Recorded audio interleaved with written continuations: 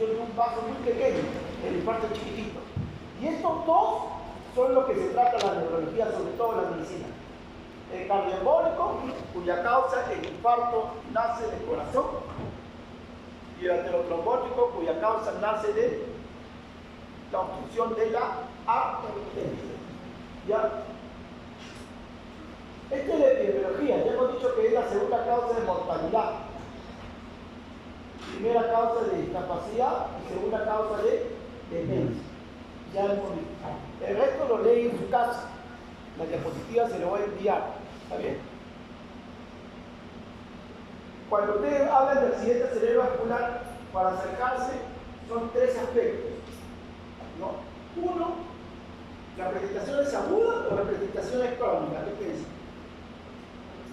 Aguda, accidente cerebrovascular. O sea, yo estoy en lo pasado y de la noche a la mañana pierdo el lado, el fuerte lado derecho. Entonces, uno, la presentación aguda. Lo dos, segundo, es que están relacionados a factores de riesgo. Si ustedes son jóvenes, deportistas, no tienen una enfermedad bien difícil, que le dé accidente cerebrovascular, le da parálisis facial, le da hemorragia conjuntival, le da otras cosas. Pero si ustedes tuvieran 80 años, con fibrilación auricular, con diabetes, con colesterol alto, fumador, por el mismo estrés, sí le da accidente cerebrovascular. ¿Por qué? Porque tiene los factores de riesgo. Los factores de riesgo. Y acá tiene los factores de riesgo. Son un montón. Y acá también tiene los factores de riesgo según ya el Lancet del 2010. Estos son los históricos del 2000. Pero este ya es el Lancet del 2010. El factor de riesgo más relacionado es la presión arterial. Pregunta del examen. Voy a poner que. ¿Está bien? Pregunta: ¿cuál es el factor de riesgo del accidente cerebrovascular isquémico con un OR más alto? Hipertensión. ¿Está bien? Ahora, son 5 los factores de riesgo más frecuentes, más importantes: diabetes, colesterol, fumador, presión alta y la edad. Y acá para ilustrar que con la edad aumenta el accidente cerebrovascular. Y difícil pues que una persona menor de 40 años le dé un accidente cerebrovascular. Pero una persona mayor de 65 años sí, bueno, es frecuente. Entonces la edad también es factor de riesgo. Ahora, cuando llegan a la emergencia y presentan accidente cerebrovascular, ¿ustedes creen que todos saben que tienen factores de riesgo? No, porque no se imaginan. Este estudio lo que te quiere decir es que lo que lleva a la emergencia y le encuentra el infarto, 50%, 51.6%, no sabían que tenían factores de riesgo. En otras palabras, llega tu tío de emergencia, le da un accidente cerebrovascular y ahí le encuentra que también es hipertenso, que es diabético, que es colesterol. De ahí la importancia de la campaña de despistaje. De ahí la importancia que a partir de los 40 años te hagan pues, tu perfil lipídico, te hagan tu glucosa, ¿no? Te midan la presión, ¿está bien? De ahí la importancia, porque podrías tener factores de riesgo. Y si tienes factores de riesgo, ya tienes que aliviarte después para que no te dé accidente cerebrovascular. Ya, entonces la primera parte, ¿cuál es el factor de riesgo más frecuente? Hipertensión. Ya, facilito. Vamos a la segunda parte. Los tipos de los infartos cerebrales. Ya hemos hablado al comienzo, pero acá lo vamos a detallar más. Recuerda que existe primero venoso y segundo arterial. Arterial es lo más frecuente. Recuerda que el arterial o se rompe o se cierra. Lo más frecuente es que se cierre, que se tapone, que se obstruya la arteria. ¿Está bien? En una proporción de 4 a 1. De lo que se obstruye de manera global el cerebro, se irriga de manera deficiente el cerebro o se obstruye una arteria específica. Ahora le pongo 2 puntos en qué caso es el global. El paro cardiorrespiratorio. Si yo tengo un paro cardiorrespiratorio, abruptamente deja de irrigarse mi cerebro, entonces me puede dar un infarto global.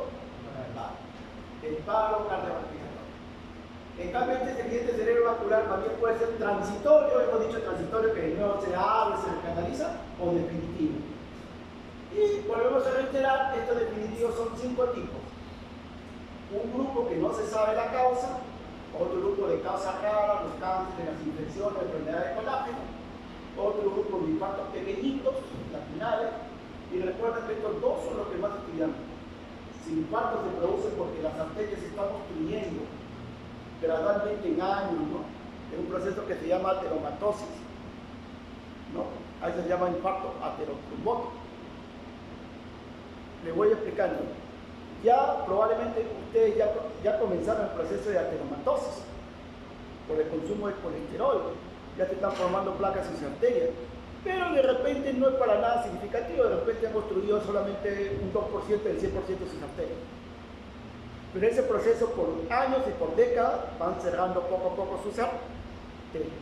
Entonces cuando tengan 65 años, el que menos va a tener 30%, 40% cerrados sus arterias. Cuando tengan 80 años, muchos pueden hacer accidente cerebrovascular por causa aterotrombótica porque se cierran las arterias por el proceso de ateromatosis. ¿Está bien? Y el otro infarto es porque en el corazón se forma un coágulo. En el corazón se forma un coágulo. ¿Cómo así? El ritmo cardíaco es arrítmico, es una posibilidad. O puede ser que la estructura del corazón se debilite, el infarto cardíaco, se forma un coágulo. O porque las válvulas fallan, que también se forma un coágulo. ¿Ya? Y acá está el detalle de cada uno. Vamos a ver. Lo que hemos hablado acá está detallado. El aterotrombótico, porque se van cerrando las arterias, se llama estenosis, está relacionado a factores de riesgo. Ya hemos hablado de los 5 factores de riesgo más importantes. ¿Cuáles son? La edad, la presión arterial, la diabetes, el tabaco y el colesterol. Esta es pregunta de examen. ¿Cuáles son los 5 factores de riesgo más importantes?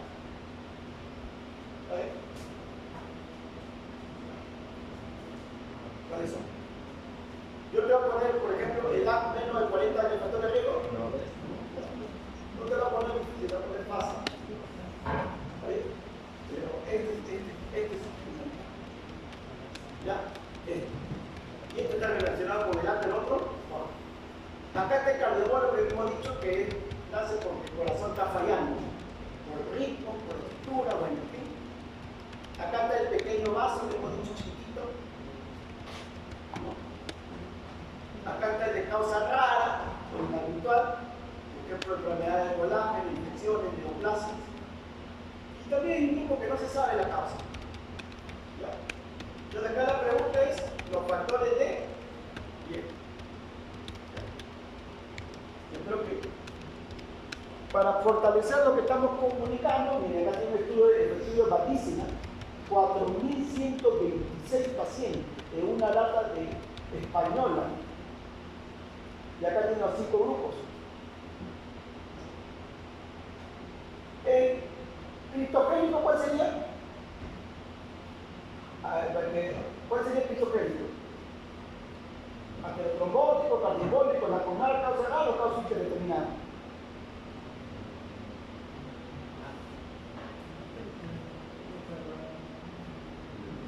Causa indeterminada. O también origen indeterminado. ¿Está bien? Este otro es causa inhabitual. O también acá lo tienen como causa rara. ¿Está bien? Solamente que tiene otro nombre nomás, ¿no? Pero es lo mismo por si acaso. Y acá está la explicación fisiopatológica. Vamos a pasar un poquito por alto porque ya, si quieren más detalles después lo vamos a desarrollar. Pero quizás vamos a desarrollar sin la aterotrombosis, porque esto sí lo pueden modificar ustedes. Obviamente que es bien costoso, pues. ¿Ya? Miren, se estima que entre 20 a 40 por 100.000 personas en todo el mundo sufren de un accidente cerebrovascular por causa de aterosclerosis intracraneal.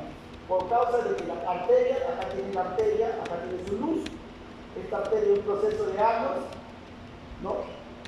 Lesión inicial, estría rasa, placa fibrosa, trombosis, de años, ¿no? Al terminar tus estudios. ¿Está bien?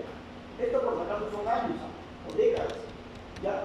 Para que tengan una idea, la enfermedad de que las arterias se cierran de forma severa se da el 43% entre 60 y 69 años, 65% entre 70 y 79 años y 80% entre los mayores de 80 años.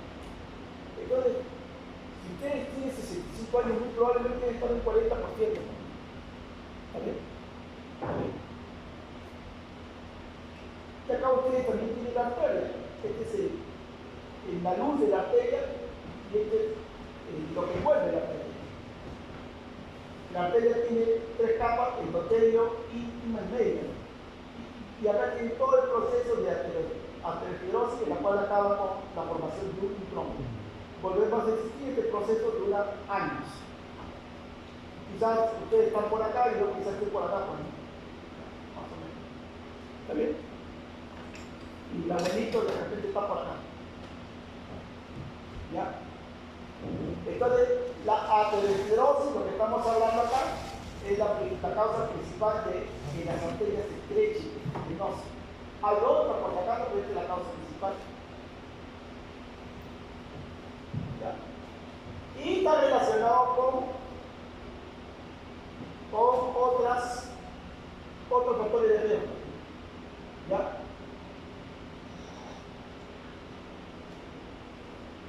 Bueno, acá hay una pregunta. ¿Cuál es la causa principal de estrechez intracraneal de las arterias? De estenosis intracraneal. ¿Cuál es el problema principal? La aterosclerosis primaria. Tercera pregunta. Eso se forma en días, semanas, meses o años. Y tiene que ver con la vida occidental. Dieta rica en grasas y azúcares, podría ser ¿está bien? Ya tiene su tercera pregunta. ¿Cuál es la causa principal de estenosis intracraneal? Que al final va a ir a un infarto cerebral. ¿Cuál es la causa principal? Aterosclerosis primaria. ¿Está bien? Todo este proceso que estamos hablando. ¿Ya? Yo le voy a poner la foto. Le voy a poner infecciones del nervio central, vasculitis, distensiones de la arteria, células falciformes, enfermedades súper raras. Entonces, si usted está en la clase, ya van a marcar bien, porque si no está en la clase, se jalan. Bueno, acá ya están los métodos. Miren, para que vean que acá tiene un método por angioresonancia para ver estenosis. ¿No? Acá ustedes tienen lo normal, pero acá ven como un chiquito que va sacando, ese lo leve. Acá ya tienen moderado, ¿ven? Moderado, y acá ya tienen severo. ¿Está bien? O sea, como los médicos nosotros vemos que el paciente está sufriendo aterosclerosis y cómo esto va cerrando. Lo normal, 50%, 60% y acá más o menos 70-80%. Y acá ya ni se veía. La flechita por si acaso está señalando. ¿Está bien? Este es uno de los métodos, porque acá ustedes tienen otros métodos. Si ustedes han escuchado a la abuelita porque tiene accidente cerebrovascular, el doctor le pide doppler transcraneal, angioresonancia, y acá lo estamos ilustrando solamente la angioresonancia. ¿Ya? Bueno, el cardioembólico, acá tiene la causa. La causa más frecuente es la fibrilación auricular. ¿Ya? A ver, y esta es también la cuarta pregunta. ¿Cuál es la causa más frecuente de causa cardioembólica de accidente cerebrovascular? La fibrilación auricular. Pero para enfocarme yo voy a decir así. Son 5 tipos de infartos. Uno es cardioembólico. O sea, del corazón se origina el coágulo que se dispara al cerebro y destruye la arteria. Este corazón se puede afectar por el ritmo cardíaco. Se puede afectar por la estructura del corazón. Por ejemplo, un infarto cardíaco que paraliza una parte del corazón. Pues ya se forma un coágulo. Ya no bombea adecuadamente, se forma un coágulo. Y se puede afectar por las válvulas. Recuerden que son 4 válvulas. La válvula cristalina, la mitral, la aorta, ¿no? ¿Está bien? Pulmonar. ¿Está bien? Estas válvulas también pueden ser bloqueadas y que se formen un trauma. grupo, cada grupo tiene diferentes subdivisiones también. De todo eso, ¿cuál es la más frecuente? La de ritmo por fibrilación a ritmo. ¿Está bien? Esa es la más frecuente. Y vamos a explicar un poquito, porque esto sí le puede dar al abuelito. La fibrilación más frecuente que se trata de la práctica clínica, aproximadamente el 33% de los ¿no? asociados. En 2010 el número estimado de hombres y mujeres con fibrilación auricular en todo el mundo era de 20.9 y 12.6 millones respectivamente. ¿Ya? Pero mire acá para que vean que la fibrilación tiene que ver con edad. La fibrilación auricular implica el riesgo de accidente cerebrovascular. Si yo tengo fibrilación auricular, por 5 veces más puedo tener la posibilidad de hacer accidente cerebrovascular. ¿Está bien? 5 veces más. Bueno. Estos infartos cardioembólicos se caracterizan porque el infarto está bien pegado a la corteza cerebral, o sea, está bien pegado al cráneo, ¿ven? Y son bien definidos. Y esto es lo que quería explicar. Se incrementa de forma exponencial con la edad. Entonces, la fibrilación auricular se da en 2 o 3% de pacientes en los 60 años, pero sube a 5 o 6% en los 70 años y sube a 8 o 10% mayores de 80 años. ¿Está bien? Entonces, mayores de 65 años, la fibrilación auricular constituye la causa más importante de ictus. Ya, pero vuelvo a explicar, ¿cuál es la pregunta? ¿Cuál es la causa más frecuente de causa cardioembólica? Fibrilación auricular. Le voy a poner valvulopatía aórtica, le voy a poner mixoma auricular, le vamos a poner otra causa, pero entre ellas fibrilación auricular, AS. ¿Está bien? Y acá tiene la prevalencia de fibrilación auricular a nivel mundial. Vamos al tercer bloque. Irrigación del cerebro. Acá tienen ustedes el cerebrito cortado de forma sagital. ¿Está bien? Forma sagital. Recuerden que el cerebro tiene regiones, y que estas regiones tienen que ver con funciones, en general funciones superiores, ¿no? ¿Está bien? Bueno, acá tienen ustedes la irrigación cerebral, pero esto vamos a explicar acá. Miren, la irrigación cerebral, por un lado, nace de las carótidas. Primitiva. Dos carótidas ascienden al cerebro, cada carótida se divide en carótida externa para afuera, la cara, y carótida interna para el cerebro. Carótida externa para la cara, carótida interna para el cerebro. Entonces esta irrigación tiene que ver con la carótida interna derecha y la carótida interna izquierda. Pero por atrás, dos arterias vertebrales suben y se unen y forman la vacilar. La basilar. ¿Está bien? De tal manera que la carótida interna derecha, la carótida interna izquierda y la basilar va a irrigar todo el cerebro. ¿Está bien? Va a irrigar todo el cerebro. Ahora, estas tres arterias, carótida interna izquierda, carótida interna derecha, antes de irrigar todo el cerebro, forman el famoso polígono de Willis. ¿No? Y de ese famoso polígono de Willis nacen las dos arterias cerebrales anteriores, las dos arterias cerebrales medias y las dos arterias cerebrales posteriores.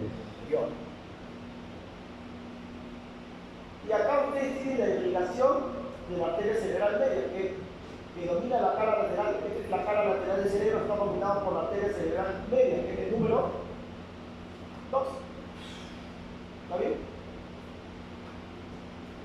Pero usted tiene la cara lateral y ahí tiene la cerebral media que domina esa cara lateral. ¿Está bien? Y ahí tienen sus ramas si quieren un poquito más de detalles.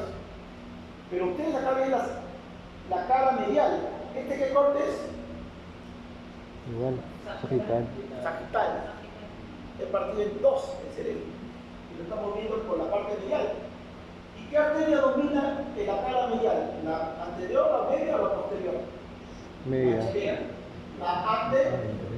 Lo que hace su colega, el 1, la cerebral anterior. ¿Está bien? Entonces la cara medial está dominada por la cara cerebral anterior. Y ahí tienen ustedes la cerebral anterior, la cara medial está dominada por ellos. Y acá tienen la vista inferior del cerebro, o sea, lo que tiene el cerebro así. ¿No? ¿Y qué arteria está dominando? A ver. Posterior. La posterior. Entonces resumamos. La media, la lateral. La anterior, la medial y la posterior. La parte basal. Y tiene también la relación de la anterior. Y acá viene la primera pregunta, la sexta pregunta del examen. En los impactos cerebrales, ¿qué arteria más frecuentemente se compromete? Arteria cerebral media. Miren, el 80-85% de los impactos cerebrales son por compromiso de la arteria cerebral.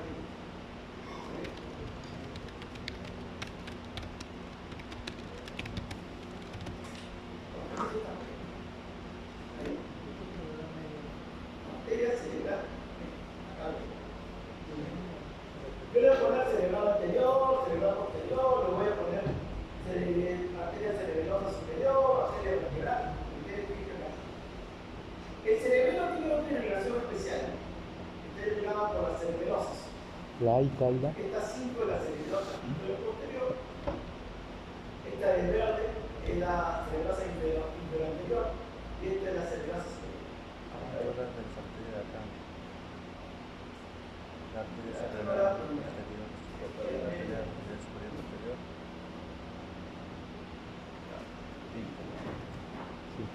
La pipa y eca. Acá el resumen que vamos a retomar. Recuerda que dos arterias vertebrales se informan la base y va a llegar a la parte posterior del cerebro. Y que la carótida interna va a entrar al cerebro y la carótida externa se llama la cara. Entonces, esta vacidad con esta carótida interna van a formar el turismo nervioso. De ahí van las cerebrales anteriores, las cerebrales medias y las cerebrales posteriores. Entonces, la gente se llama cerebral posterior. Cerebral media y cerebral. ¿Está bien? ¿Cuál se compromete más? La cerebral media. La cerebral media lleva la cara lateral, la cerebral anterior lleva la cara medial y la cerebral posterior se va hacia abajo. Ahora, ¿está bien? Ya resumen. Cuarta pregunta, cuarto bloque, ya estamos acabando la clase. Rapidito, ¿no?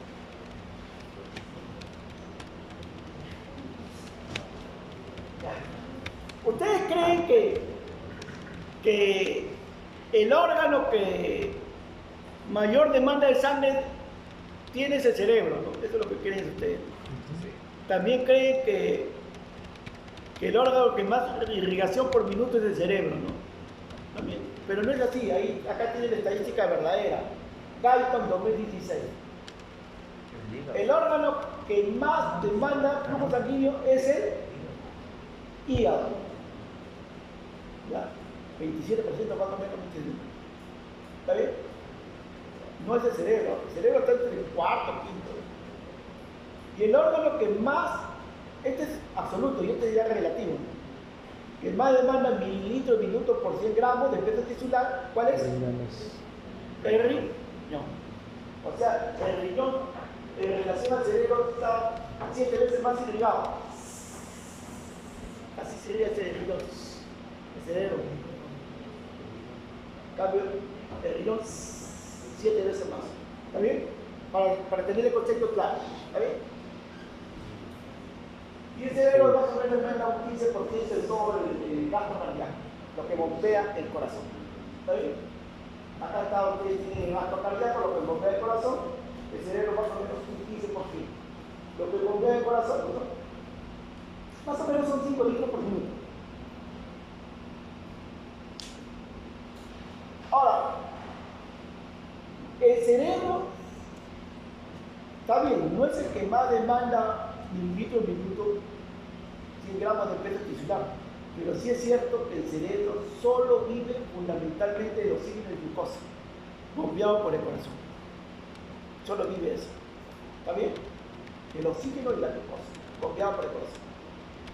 No tiene otro mecanismo, no tiene el glucógeno. Recuerda que el glucógeno es del hígado. ¿Está bien? Entonces le falta el glucosa en la sangre, el glucógeno del hígado se va a formar glucosa. No, el cerebro no tiene depósito de glucosa. De glucógeno no tiene. Tampoco tiene depósito de